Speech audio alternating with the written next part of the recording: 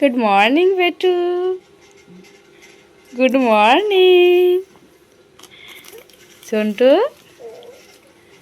ওই কুকা, ও বাবা ও বাবা, কি গো? আর এটা কেমন রয়েছে? এটা কেমন রয়েছে দেখি, দেখি বাবা এটা কেমন রয়েছে? একটু কমেছে বলো কালকে ওষুধটা লাগানোর পর? কি করবে?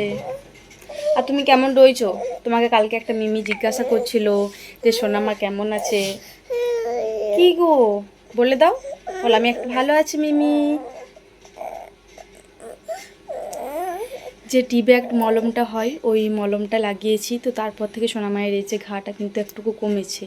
তো ব্যথাটা এখনও রয়েছে, কারণ ওইখানটা এখনও লাড়তে গেলে না ওর বাজছে, আর ওই যে চোখের কাছটা একটুকু মতো ফুলে রয়েছে। আর এখন ঘড়ির কাঁটায় ওই 6:45 মতো বাজবে, এইরকম টাইমে সোনামা উঠে বেশিরভাগ। আর আজকে ওই রকম টাইমেই উঠলো। আজ হলো শুক্রবার, এখন ঘড়ির কাঁটায় ওই 6:45 মতো বাজছে। এখন থেকে আজকের ভিডিওটি আমি শুরু করছি। আশা করছি আজকের ভিডিওটি আপনাদের ভালো লেগে থাকবে। যাই হোক চলুন, ও তো উঠে পড়েছে, ওকে একবার মতো একটু ব্রেস্ট ফিডিং করিয়ে দিই, তারপরে না হয় রেডি করিয়ে আরে খাবার খাইয়ে পরে দেবো। তো যাই হোক চলুন, আবারও পরে দেখা হচ্ছে। ঘড়ির কাঁটায় ওই 8:10-15 মতো বাজবে। ওইদিকে আমি ভাতটাও চাপিয়ে দিয়েছি, এইদিকে এবারে মাছগুলো বনিয়ে নেবো। ওই যে সেদিনকে বলছিলাম না একটা মামা দিয়ে গিয়েছে মাছ, আজকেও ওই মামাটাই মাছগুলো দিয়ে গিয়েছে। আজকে দেখলাম 3টে মতো মাছ রয়েছে। আজকের মাছগুলোও কিন্তু বেশ বড় বড়, খুব যে ছোট তা কিন্তু নয়। যাই হোক ওইদিকে ভাতটা চাপিয়ে পাশে জলগুলো ফেলিয়ে টাটকা জলগুলোও নিয়ে চলে এসেছি। এই মুহূর্তে আমি বসলাম মাছগুলো বানানোর জন্য। আর আজকের মাছের সাইজগুলো এতটাই সুন্দর ছিল, দেখে মনে হচ্ছিল যে ইলিশ মাছ। আপনারা হয়তো দেখলে পরে বুঝতে পারবেন যে ইলিশ মাছের মতো সাইজটা লাগছিল, আর দেখতেও বেশ খানিকটা ওই রকমই লাগছিল। তো যাই হোক চলুন এবারে একে একে মাছগুলো বনিয়ে নিই। আর সোনামা তো ওইখানে বসে রয়েছে, আমি ভাবছি ও কখন আমার কাছকে আসবে। আমার মাছ বোনানো দেখলে ও আর ওয়েট করে থাকতে পারে না, যেখানে মাছ বোনানো হয় সেখানে ঠিক যেয়ে বসে পড়বে। শুধুমাত্র মাছ বলে নয়, এই কিছুদিন দেখতে পাচ্ছি কেউ যদি মাংস বা অন্য কিছু যাই হোক কিছু বানাচ্ছে, তো সেইখানেও যেয়ে পড়ে বসে যাচ্ছে। ওর মানে যে কোনো কাজের জিনিস দেখতে বেশ ভালো লাগছে। আর আমাদের একটাই কষ্ট লাগলো যে কালকে এত মাছ খুঁজলাম কোথাও পেলাম না, আর আজকেই বাড়িতে মাছ চলে এলো। কালকে যেহেতু বৃহস্পতিবার ছিল, তো সেই কারণে মাছ কাকু তো আসেইনি। তো সবাইকার কাছে খোঁজ নিলাম যে কেউ যদি বাজার গিয়েছে, তো খোঁজ নেওয়ার পরে দেখলাম যে কেউই বাজার যায়নি। এখন যেহেতু ধানের পরব চলছে, তো সেই কারণে এই ধানের পরব নিয়ে আর কেউই এখন বাজার খুব একটা যায়নি। তো যাই হোক এইদিকে আমার 3টে মাছই ভালো মতো বানানো হয়ে গেল। এবারে জায়গাটা ভালো মতো পরিষ্কার করে নেবো। এই যে সাইডে পিঁড়েটা দেখছেন, এইটাতে কিন্তু সোনামাই কিছুক্ষণ আগেই বসেছিল। আমি বললাম না আমি মাছ কাটবো আর ও বসবে না, তা কখনো হয়? তাহলে আমার মাছ কাটাটা পুরোটাই অসম্পূর্ণ রয়ে যাবে। মাছের প্লাস্টিকটা আর বুটিনটা ওইদিকে আমি পুকুরে ধুয়ে নিয়ে চলে এসেছি, আর মাছটা আমি কলপাড়েতে যে নালাটা রয়েছে ওই নালাটিতে ভালো করে ধুয়ে নিয়েছি। ব্যাগটিতে করে মাছগুলি এনেছিল, ওই ব্যাগটাও ভালো করে পরিষ্কার করে ধুয়ে নিয়েছি। আর যে প্লাস্টিকটাতে আমি মাছগুলো বনিয়েছিলাম ওই প্লাস্টিকটাও ভালো করে ধুয়ে নিয়েছি। তো একটু রোদেতে দিয়ে দিলাম যাতে ওগুলো শুকিয়ে যায় আর প্লাস্টিকের জলটা ঝরে যায়। জল সহ যদি প্লাস্টিকটা রাখি না, যেদিনকে আবার মাছগুলো বোনায় সেদিনকে মোটেও বোনাতে ইচ্ছা করে না ওই জলের প্লাস্টিকটাই। তো সেই কারণেই প্লাস্টিকটা একটু রোদে দিয়ে দিলাম, শুকিয়ে গেলে আবার জায়গা মতো রেখে দেবো। তো যাই হোক এইদিকে একেবারেই মাছগুলো নুন হলুদ মাখিয়ে রেখে দেবো, কারণ এই মাছগুলো একবার রেখে দিলে নুন হলুদ মাখানো আর অতটা খেয়াল পড়ে না। তবে এই মাছগুলো জল ঝরিয়ে নুন হলুদ মাখালে বেশ ভালো হয়। তবে আজকে আর জল ছোটালাম না, একেবারে নুন হলুদ মাখিয়ে দেবো। যে তেলটা এই দিক ওই দিক ছড়িয়ে ছিটিয়ে গিয়েছিল ওইটা এক জায়গা মতো করে দিলাম। এই মাছের তেলটা আমাদের বাড়ির সকলেই খুব খেতে পছন্দ করে, জানেন তো, সকলেই পছন্দ করে এই মাছের তেলটা। এই মাছের তেলটাই যদি একটু বেশি পরিমাণে থাকতো হয়তো ভালো হতো, সকলের পাতে অন্তত একটু একটু করে দিতে পেতাম। হলুদ মাখিয়ে পরে যে পেথেটাতে মাছটা বানালাম ওই পেথেটাই ঢাকা দিয়ে রেখে দিলাম, না হলে এখনই মাছে বসে যাবে। এইদিকে এসে পড়ে দেখলাম ভাতটাও হয়ে গিয়েছে। এবারে ভাতটা নামিয়ে দিই, আর কড়াইটিতে পাশ বুলিয়েই রেখেছিলাম কড়াইটিও চাপিয়ে দিই, এরপরে মাছগুলোই ভাজবো। তো তেলটা তাহলে ততক্ষণকে গরম করতে দিয়ে দিই, আমার ওইদিকে মাড়টাও ছড়ানো হয়ে যাবে। হাতের মাড়টা ঝোড়াতে না ঝোড়াতেই এইদিকে দেখছি তেলটা প্রচণ্ড পরিমাণে চলে এসেছে। তো প্রথমেই মুড়োগুলো দিয়ে দিলাম। তেলটাও যেহেতু বেশ ভালো মতো গরম রয়েছে আর প্রথমে তেলের পরিমাণটাও বেশি থাকে, তো সেই কারণে আমি প্রত্যেকবার মুড়োগুলো দেওয়ারই চেষ্টা করি।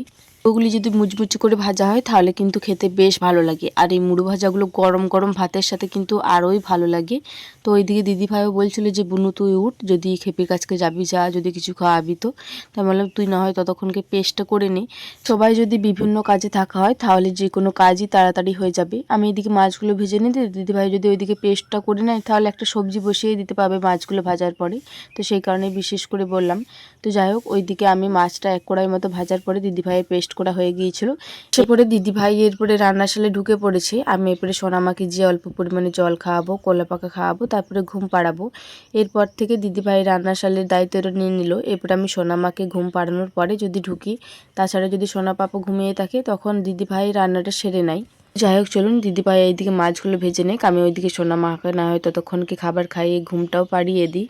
মতো বাজবে ওই রকম টাইমে সোনা মা সোনা পাপা দুজনেই ঘুমিয়ে পড়েছিল। তো দিদিভাই এসে পড়ে এই যে সবজিপাতি সব কিছুই চাপিয়ে দিয়েছিল, আর আমি ওইদিকে দুটি মতো খেলাম। এই মুহূর্তে দিদিভাইকে বললাম তুই না হয় খাবারটা খেয়ে নে, আমি সবজিটা নামিয়ে দিচ্ছি। দিদিভাই বলছিল সবজিটার মধ্যে চিনি দেয়নি, তো সেই কারণে আমি অল্প পরিমাণে চিনি দিয়ে আর অল্প পরিমাণে ফুটিয়ে পরে নামিয়ে দিলাম। এই সবজি তরকারিটা আমাদের বাড়িতে বেশ অনেক দিন হয়ে গেল হয়নি। শুধুমাত্র তরকারির মধ্যে হতে রয়েছে আমের চাটনিটা। এই মুহূর্তে আমি আমের চাটনিটা বসিয়ে দিয়েছি। ওইদিকে সোনা পাপা উঠে পড়েছে। দিদিভাই খেয়ে পরে জাস্ট কল পাড়াতে গিয়েছে বাসনপত্রগুলো ধোয়ার জন্য, তারপরে সোনা পাপা উঠে পড়েছে। তো যাই হোক, আমের চাটনিটার মধ্যে অল্প পরিমাণে 5 ফোড়ন আর লঙ্কা ফোড়ন দিলাম, তারপরে আমটা দিয়ে দিলাম। বেশি পরিমাণে আম নেই, ওই দুটো মতো কাঁচা আম ছিল, ওইটারই অল্প পরিমাণে টক দিয়েছে। বাবা, দাদা ভাই, সোনা মায়ের পাপা এরা তিনজনে একটু বেশি টক টক করে, তো সেই কারণে ওদের জন্যই অল্প পরিমাণে দিয়ে দিয়েছি। এই টকটাই আমাদের সকলেরই হয়ে যাবে জানেন তো, একটুকু ভালো করে যদি করা হয় এই টকটাই সকলের হয়ে যাবে। তো যাই হোক, নুন হলুদ দিয়ে ভালো করে কষানোর পরে যখন হালকা গলে গলে এসেছিলো, আমি দিয়ে দিয়েছিলাম অল্প পরিমাণে চিনি। আজকে বাড়িতে গুড় নেই, তো সেই কারণে চিনিটাই ইউজ করলাম। তার সাথে কিন্তু আমরা গুড়টাই বেশিরভাগ ইউজ করে থাকি। আমাদের রান্না পুরোপুরি কমপ্লিট। আর এইদিকে রান্নাশালে কটা মতো বাসনপত্র ছিল, ওই সব কটা বাসন নিয়ে চলে এসেছি। আর দিদিভাই যেগুলো ধুতে নিয়ে এসেছিলো ওগুলোও ছিল। তো এই সব কটা বাসন এবারে ভালো মতো ধুয়ে নেবো। আজকে কিন্তু খুব একটা বেশি বাসন নেই, অন্যদিন আরও বাসনপত্র থাকে জানেন তো, যেদিনে যেমন হয়ে যায়, কোনো দিনও বেশি আবার কোনো দিনও কম। সবজির মধ্যে শাক ভাজা করা হয়েছে, মাছ ঝাল দেওয়া করা হয়েছে, সব সবজি দিয়ে একটি তরকারি করা হয়েছে, আর ওই যে আমের চাটনিটি দেখলেন, আমের চাটনিটি করা হয়েছে। ওদিনই বেশ সবজিপাতি টানাটানি চলছিল, তবে আজকে বেশ কটাই সবজি আমাদের বাড়িতে করা হয়েছে। আর ওই যে সবজির তরকারিটি হয়েছে ওইটা তো আমার দারুণ লাগে, ওইটা দিয়েই শুধু ভাত পেরিয়ে যাবে জানেন তো। আর এই মাছ বানানোর যে পেথিটি রয়েছে এটা একটু বেশি পরিমাণে নোংরা হয়ে গিয়েছিল, তো সেই কারণে ওইটাই একটু ভালো করে পরিষ্কার করছিলাম। আজকে যেহেতু সোনামা এখনও পর্যন্ত ওঠেনি, ও এখনও পর্যন্ত ঘুমাচ্ছে, তো সেই কারণে ভাবলাম হাতে যখন টাইম রয়েছে একটু ভালো করে পরিষ্কার করে নিই। এই যখন বাসনপত্র ধুতে আসি তখন হয়তো এই দেখবে ছেলেগুলো উঠে গেছে, তো সেই কারণে বাসনপত্রগুলো ওই কোনো রকমে ভালোভাবে ধুয়ে নিই। তবে এই যে বাড়তি যে এক্সট্রা জিনিসগুলো থাকে ওগুলো আর সেরকম ভালোভাবে ধোয়া হয়ে ওঠে না। এদিকে বাসন মাজা সাবানও এনেছে, তবে ওই বাসন মাজা সাবানের থেকে আমার ওই সার্ফের গুঁড়ি অল্প পরিমাণে গুলে পড়ে, ওই জলটা দিয়ে বাসন মাজতে আমার বেশি ভালো লাগে। আমাদের যে ডেলি বাসনগুলি ইউজ করা হয় ওই বাসনগুলি মাজতে ভালো লাগে, তবে যদি কোনো পোড়া বাসন হয় বা একটুকু যদি বেশি পরিমাণে মাজতে হয় তখন ওই বাসন মাজা সাবানটা ঠিক আছে, তাছাড়া কিন্তু আমার ওই সার্ফের গুঁড়ির জল দিয়ে বেশি ভালো লাগে। দুদিন হলো সোনা মায়ের সোনা পাপার সেরেলেক্সটা শেষ হয়ে গিয়েছিল, তবে কাল যেহেতু বৃহস্পতিবার ছিল তো সেই কারণে কোনো রকম কিছু ভাজাভুজি করা হয়নি। যেহেতু শুক্রবার রয়েছে তো সেই কারণে মা বিকালেই সব কিছু ভেজে নিয়েছে। স্যারেলাক্সটা বিকালেই বানিয়ে নিয়েছি। তো স্যারেলাক্সের রেসিপিটা আপনাদেরকে একটা মিনি ব্লগের সাহায্যে শেয়ার করে দেবো। মুহূর্তে আমি আর দিদিভাই এইদিকে স্যারেলাক্সটা ভালোভাবে রেডি করে নিচ্ছি, দিদিভাই ওইদিকে মিক্সি করে পেস্ট করে দিচ্ছি, আর আমি এইদিকে ভালো করে চেলে নিচ্ছি।